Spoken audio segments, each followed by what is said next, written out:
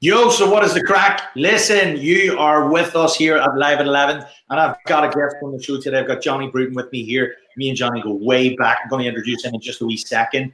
And we're going to be talking about how he went from social welfare, no shit, this is a fucking true story, social welfare to launching now 2 gyms. It's incredible. I can't wait to bring him on here. First thing I want to say, though, is that he's going to have an amazing opportunity that he's going to share with one of you guys so that you can actually join his team in Dublin. So listen, we're going to be sharing that at the end of today's interview once we hear the whole philosophy and the stuff that's the journey that's been what has turned into smart training. The last thing I want to say is that if you have any questions for Johnny Bruton or myself, make sure you get them into the comment section right now, and we'll answer them towards the end at the minute. So that's the fucking formalities done. Johnny Bruton, what about you? What about you? How the fuck are you, mate? 2011, huh? Bring me back, baby. Fucking hell, yeah, it was 2011 with me, Matt, wasn't it? Oh my goodness. Great to be on your show, man. Yeah, it's fucking good to have you on. Yeah, thanks very much. Well, let's start exactly right there, because for the dudes watching this, they've no idea about how we ended up meeting. So let's talk, like, what the fuck was going on way back then? Oh my goodness. I was so I got into the industry. I did a crappy fitness instructor's course. It's step aerobics. Do you remember them? Yeah. So I did a course with a different provider, and I knew there was more to the industry than that. I was like, there has to be more to helping people than just this. Got on Google, searched, found yourself, and obviously sold me within, as you do, within about probably 2 minutes, closed me. And I was one of your first students. There was 3 of us at the time, back in 2011, first student, and qualified from there. And I was just like, it opened my eyes to a whole new world. I think the PT industry was just starting to kick off then as well. So it was just getting big then. So 2011, where it all began, man, it was phenomenal. Just to think back, but I love looking back, thinking 8 years ago where it all started from in Stephen's Place in town. Oh my goodness. Yep. Phenomenal. It was a totally different gym than the one sitting tonight. And like the maddest thing about it is when you guys left and you were my first 3 students, I was fucking sleeping on the floor. I remember. Oh my goodness. Coming in the morning, the sleeping bag, put away the bed quickly before everybody else came in. Fucking true story. Unbelievable. Oh my goodness. You gotta start somewhere, don't you, man? Yeah, 100%. Yeah, Feggy, you gotta appreciate the journey that you come from, and you've had some journey, and obviously we have as well. Like, so phenomenal. So let's hear about yours. Like, because you've said that you were on social welfare before all this kicked off. Tell us a bit about that. What were you doing before even the course? And so before, I was in Australia 2009, 2010 for a year, came back. My background, I'm an international hockey player. I'm not anymore ex-international, but I came back from Australia. I'm actually originally from Cork, so I moved to Dublin in 2010 through hockey. Like I couldn't even pay rent. So a hockey club that I was playing with at the time put me up. Basically I would play for them and I got rent free, and then started being like, right, what am I going to do with my life here? So obviously sport is my background, and I've obviously played to an elite level, but I've always wondered, how can I help people who don't want to be an elite athlete, just the average person who just wants to drop body fat and drop weight and tone up. And for me, that became my passion, helping people where they are now to where they want to be. And from there, then did that the fitness instructing course. Realized that there's more to the industry than just step aerobics and a headband. And then found yourself. So that then really opened up for me. So I was on social welfare. I was doing a bit of hockey coaching. Was on social welfare just to supplement my lifestyle, basically. And realized there has to be. I have to do something in my life. Do you know what? You just get a bit of a kick in the ass going, what am I going to do? I'm 20. What was I? I'm 31 now. So I was 22, 23 at the time. And I was like, what am I going to do? And I like literally back to the wall, because I tried college and I was hopeless. I tried college actually 3 times and pulled out all 3 times because it just wasn't for me. And you know what? College is not for everybody. Yeah. And I only realized that years later. Do you know what? It's not for everybody. It's great. Knowledge is important, and degrees, they're great, but not everyone has to go down that route. And I realized that was not the route for me. So back to the wall, did the course, and then realized this is what I want to do. I have a super passion to, I guess, help people change. And I realized, you know what? I can make a business out of this. And yeah, that's a bit about the background from the social welfare. So I was on social welfare. Even when I started self-employment, the social welfare, I went on to the back to business scheme. So they help out if you create your own business. So I was still on it, man, for 3-4 years after that. So I've up until about 2013, just before I started smart training, actually, in 2013, I was on social welfare. I love the honesty, mate, because like Yeah. a lot of people listening to this, maybe you're even thinking about doing a course, there's an awful lot of fear that holds you back. And especially if you're coming from a shitty place or you're in a place that you don't like, and then you see that there's this opportunity over here that you might love, but there is a lot of things that hold people back. What advice would you give to somebody who is kind of where you were and there's like fear holding them back from getting into fitness? Yeah, you have to put yourself out there. You do you know what? The biggest thing that I've learned over the last couple of years is don't worry what other people think. Everybody has an opinion, right? Block them out. Do what you need to do. Set your goals, set your targets. But if you have a passion for something, it does not matter what everybody else thinks. You go for that and you do what you want to do. And that for me was super important. Block everybody else, block the noise, and follow my passion. And then I started. So then, to put that into, I guess, practicality, I started. I got a list together of all friends, Facebook people who are Facebook friends, list of people on my phone, contacted everybody and let them know what I was doing. Because how else are you supposed to start getting people? They're the only network that I had at the time. So I said, get out there, let people know what I'm doing. I don't care what people think. If they're going to have negative comments, block them out. They're no good to me anyway. And just plow on from there. So yeah, I guess contacting everybody was a big thing. Putting myself out there. Back yourself. That's another thing as well. I guess I would have learned a lot through sport as well. You have to back yourself and put yourself out there. That for me was massive. And be confident. I think I'll probably talk a little bit about as well, obviously sales in a little bit, but you have to be, you have to believe what you're giving to the person is valuable. Don't get caught up in figures or whatnot. You have to realize you're changing this person's life. That's invaluable, and money should not be an issue. Excellent. That is excellent advice. And that is another thing that I know trainers are going to struggle with, and I'm sure whenever you were doing your first sales, it's difficult to get the grips with, especially if you've never done it before. Like maybe you want to talk a bit about that, because I remember when you completed the course, actually you were personal training inside of my gym at the time. Yeah. And we did some work on sales and stuff, and you actually ended up getting some big clients. But that was frightening, right?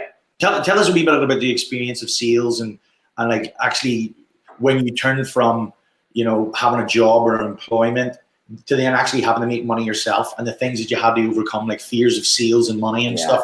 How did that happen? Yeah, I mean, I suppose it's different from just learning about squatting, deadlifting. When you're out in the real world trying to make a living for yourself, and you're just like trying to make a sale, the person's right in front of you, and you're just like you're panicking. But I honestly owe a lot to you for the sales side of things, because you taught me I'm giving value to this person. So when we sat down and you talked me through everything and learned a lot from that, and I think we went through practice sales as well, man. Practice runs. And what I really realized early on was I am giving this person value. I'm changing their lifestyle. So money isn't an issue. I don't have to worry about, oh my goodness, what are they going to think about paying me, or how am I going to get the money, whatever. I realized I'm giving this person value. I'm going to change their life, and I value myself. I know what I'm giving is life changing. So that for me was massive. So yeah, I mean, as I said, getting a lot of help from you was good. That gave me then the confidence to go, I can do this. But look, you probably remember yourself, there's nothing better than getting your first sale. I mean, you get across the line, and that confidence, you just go, woo. Yep, 100%. But hey, look, I bet you it hasn't all been plain sailing either. So like, could you talk about like what were some of the setbacks? Because now like you've went from like really starting off at the very beginning to where you are now, where you've got 2 gyms. So like, tell us a bit about the journey of launching 2 gyms and some of the setbacks you've had along the way. Yeah, so we launched Smart Training, the first in Churchtown, Dublin 14, back in 2013, so 6 years ago this year. And we launched Cork. I'm originally, so I moved back to Cork with my wife Sarah, and we just had our first child 13 weeks ago. The eyes struggling for sleep, man. So yeah, that's a whole new world, as you know. So yeah, we launched Cork then back in November 2018, so just gone. And yeah, I guess Smart Training's background is our philosophy is very much helping busy people with little time to look and feel their best. That was kind of that is the whole purpose behind what we do. And I guess in relation to setbacks, there's been no look. Every day is hard, right? Owning your own business, as you know, is not easy. There's always going to be crappy days. Let's be honest. But no major setbacks that were like, oh my goodness, we're going to have to close or anything like that. But what I do find hard in the industry is finding the right people for our clients, for our business, finding the right staff. Because for me, I obviously would have done the training a lot before, and I'm doing a little bit now down at Cork, but it's finding the right people who fit your team, who can relate to the clients. Because clients, they don't care about deadlifting. They don't care about squatting, right? They just want to know that you can relate to them and help change their lifestyle.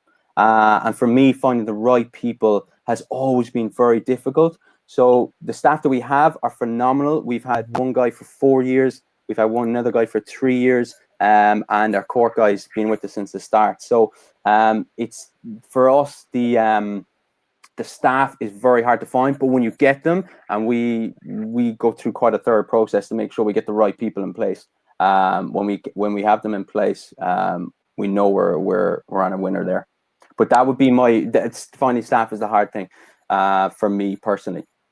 Gotcha. Well, look, that's another thing that you actually wanted to talk about here today, because you've an opportunity for somebody to join the team, and you've mentioned a couple of things there. You're saying the right person for the business. So, what is the kind of training style you guys do? Yeah. First, like what sort of stuff is important to you? Because I get what you're saying. Like, clients don't really give a shit about deadlifts and snatches and cleans. It's us, it's us guys that get exactly. Yeah. Little kids. They just want the end result, you know. Yeah. But so, what is your training style, and what kind of guy are you looking for, and what's the opportunity? I know that's a lot, but yeah, no, that's fine. So what we look for is someone. Look, they obviously have to have a good background. Their cert has to be good, and that's why we always look for elite students first. Because, and for example, I give you one of your past students, John Smith. He joined us 3 years ago.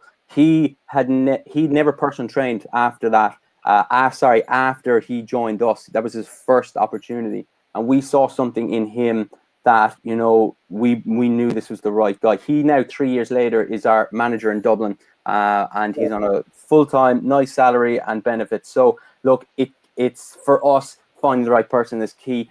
You don't have to have oodles of 10 years experience to get the right job. You have to be able to relate to clients. You have to. What I like about our staff and team is that they know everything about our clients, their kids, you know, what they're doing for the weekend, going above and beyond helping them, other than just, as I said, squatting, deadlifting, push-ups, whatever. Clients don't care about that. But if people buy people, and we've talked about this years ago when we were talking about sales, people buy people. They don't care what you're giving them. They just care that you can help them. And if they can relate to you, they're going to stay with you for a long time. Well, that's a cracker. We'll get back to that in a second. But like, I remember the first sale I think you ever had, which was quite a big one for you. I think it was probably your biggest sale ever. Yeah. Talked about it a little in the video last night. Yeah, that was that guy. Say it again. Sorry. You've still got that guy. He's still right? Phenomenal. I got that guy right because, going back to putting myself out there, well, I made up business cards, crappy little business cards, right? I gave it to a guy at a social event at a hockey. He was the accountant of the guy that he gave. So he gave it to one of his clients. this client got on to me, met him in Stephen's place, in your place, and ended up selling himself, his wife, and then one of his staff came in who, and now 8 years later, that guy is still with me. And that for me is, look, it was a big package. I was delighted to get it. Getting that first sale over the line was phenomenal. But for me, what's more important is 8 years later, still with us. We're still delivering a good service, and he's gone through, like, we were in Stephen's place, as I said. Then we moved to Rathgar. I was renting out of a commercial gym. He followed me there. Then set up Smart Training in Churchtown. Followed me there, and he's referred on loads of clients and endless income I've got from obviously him, but like from all the referrals he's given me, and from the people who stayed on. So that, as I said, the most important thing is that we delivered such a good service, went above and beyond, make sure that he was getting the results, but also he was happy, he was coming in. And the change from training with me then to the other team, or to the other staff that we have in place, no problems, because we had the systems in place. He loved being in the environment, he loved the community, and he was never going. And I don't think he ever will, hopefully. You just fucking hit the nail on the head there. Like, there you go. You've got a system of training inside of Smart. And that's why when you've got the right member of staff and someone who fits the team, they will be able to produce results like you produce and create the experience that you want in Smart Training. That means people stick around and they refer their friends. And that's the kind of team you're looking for, right? Big time. And that's bang on. Going back to you saying there, just, you know, the training style. Like, we have loads of different exercises we give. I don't have a set training style. What we do is we promote a lifestyle. So we obviously do strength and conditioning exercises, but there's no like German volume training today. Like, that to me is just, I'm just not into that. But we just want to come in, we give them basic programs that can help them progress. And if it's too hard, we regress it. If it's too easy, we'll progress the exercise. But it's, and going back to that, you hit the nail on the head. It's the experience. If they can come in and have a great experience and leave feeling great, happy days, you've done your job. Yeah, I like that. Okay, well, what is this position that you've got in Dublin, and what kind of person are you looking for, and how do they apply? Right, so we have so we're looking for a third trainer in Dublin, in Churchtown, Dublin, and we're looking for, the positions for 16 plus hours a week, with the view to going full time ASAP. Now, for me, as I said, we're looking for someone who is confident. You can be right. So I think you mentioned to me, you had some people just literally qualify on Saturday. You had 11 people pass the course. Happy days. We are looking for someone like that. As I said, our manager now, John, literally just qualified, came aboard 3 years later. He has grown and he is absolutely brilliant. So we are looking for someone, doesn't matter whether you have a year experience or no experience, we can fit you into our systems, we can train you, etc. And we're looking for someone who's just willing to dive in, get to know people, and just be passionate about changing people's lives. I know you're probably sick of hearing me saying it, but changing people's lives is what we do. So we are looking for that right person who's super confident and wants to put themselves out there and wants to learn and is passionate about changing people's lives. How do they apply, mate? Do you want like a email? So what I'll do, I can, well, if they want to email you, or I can put a comment below. I can post in the group as well, about the role and how to contact us. We'll put the email, send on the CVs, and we're going to be doing interviews ASAP. Actually, John, our manager, he'll be doing the interview, so he could be interviewing some people, which would be cool. But yeah, I comment below or post. This is the thing, is one of our clients, actually, Matt, who he's seen this video, was like, "Oh, who's that guy you were interviewing? See, you're interviewing a dude today. I was just finished training there. He finished at 10:30." And I had to tell him, well, actually, the dude Johnny, he came through Elite, one of the first dudes, and then ended up being a personal trainer in the gym. Then opened his own gym. Then started employing dudes. And now he's opened a second gym, and he's just going, that is fucking mind blowing. And now you're telling me that, like, John Smith, who was an Elite graduate as well, is the manager in your place, and he's going to be interviewing potentially another Elite student. Just fucking hell, I just think that's so fucking cool. Love it. Keep them rolling, man. Keep the students coming. Yep. And you know, the other thing is, you can see that there's clear progression in your company. Like, he started off as a junior trainer, and now he's managing, and that's huge to be able to show that there is opportunity to grow in the role too. So I think big time, yeah, because I think look, you don't always have to go out and start your own business, right? Because I think one of your questions you actually asked me is, what advice would you give to trainers? You can get experience first, right? You can get experience and then see, is this right for you? Do you want to start your own business? Some people think they have to go out straight away in their own, but you don't. Don't put yourself under that pressure if you don't want to. Go and try work out of these places, gain the experience, build your confidence, and then maybe okay, I'm ready to step out.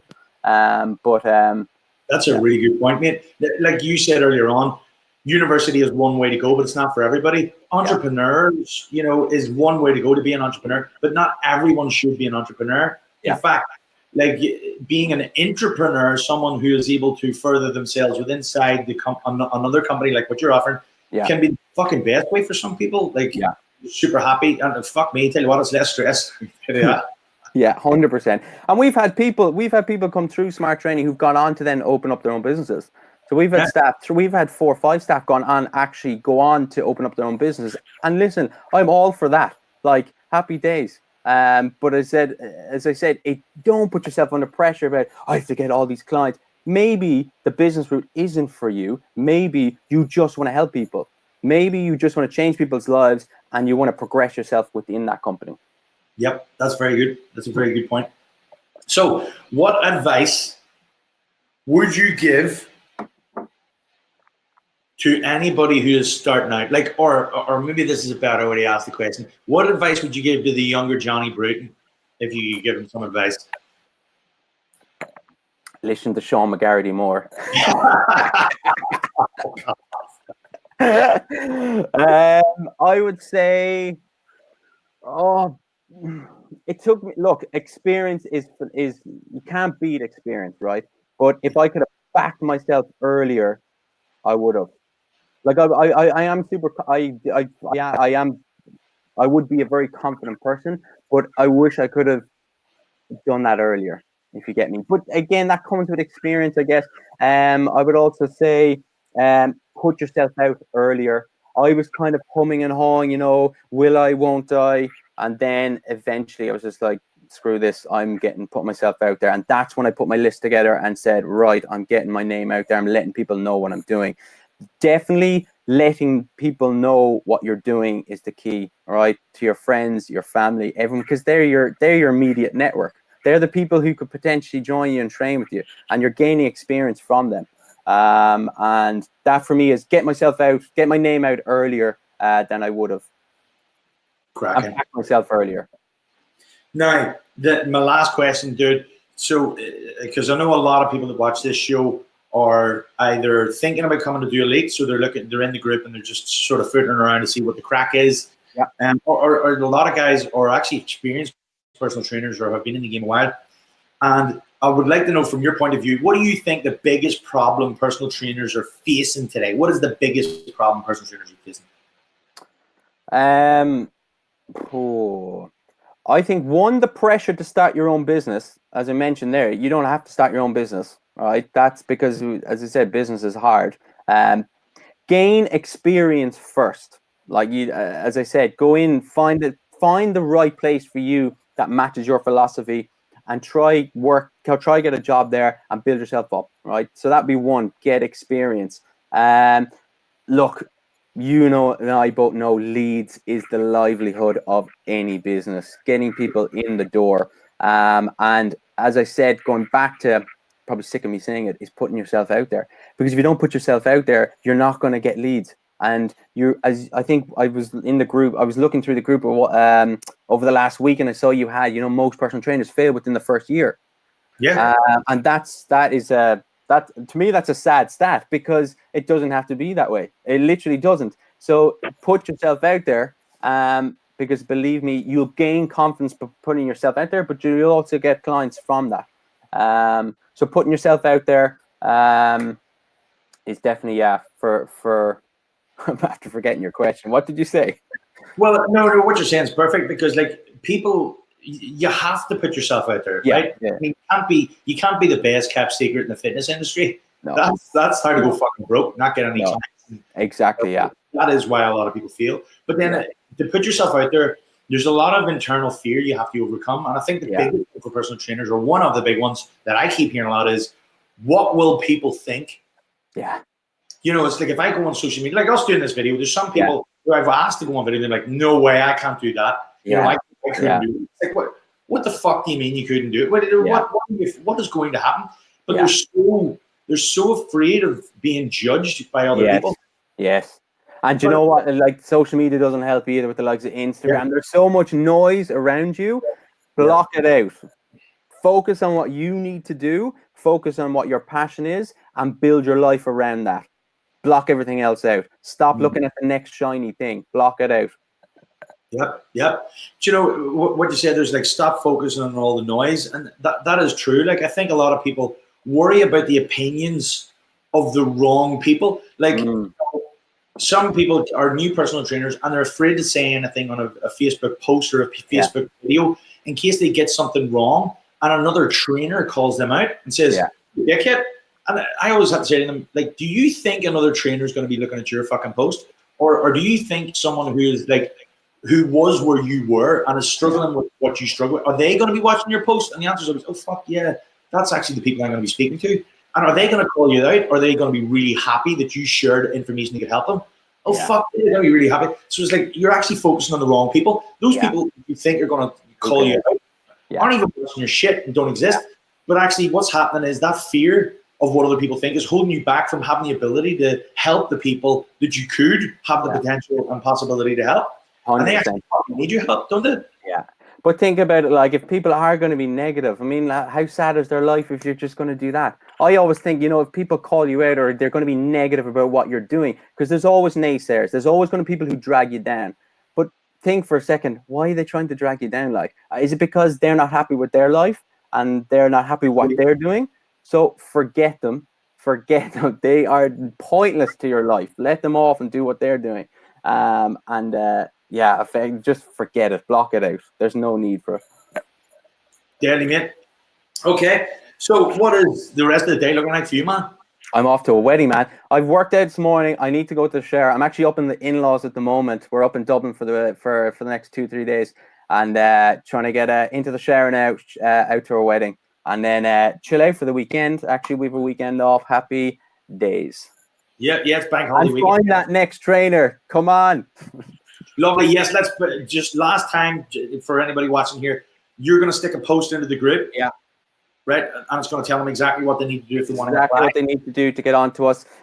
Even if you don't know, come up, we'll interview you. Listen, we just want to see if you're a right fit for us, and if we're a right fit for you. All right, we've got to be both right fit. So if you're interested, you've just qualified, happy days. If you've had experience, great. Apply, and we'll sit down for an interview, and we'll see if we're a good fit for each other. Awesome. At the very least, it's going to be a great experience. I mean, just fucking apply, people. I mean, just fucking apply. Get over that bullshit story you're telling yourself about whatever the fuck it is holding you back. Get your CV to Johnny. Go to the fucking interview. You will learn from it. A very worst thing that could happen is that you learn from the experience and get some feedback about what you need to do to improve as a coach. Like, fuck me, there is no lose here. No, there's no downside to this. You can only learn. No such thing as failure. You can learn from everything, every experience. Right? Or fuck, you might even get the position. Fucking hell, you learn some shit, but you get the position. It's a fucking win-win. Happy days.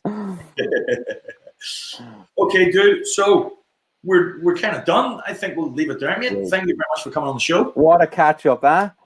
Fucking mental. Still can't get over. Like, I'll meet you down at Howl at the Moon. Come on, back in the old days. Do you know this? Your course would have been finishing around about this fucking time. Yeah. Like, this is spooky. This is really fucking 9 years to the day, isn't it?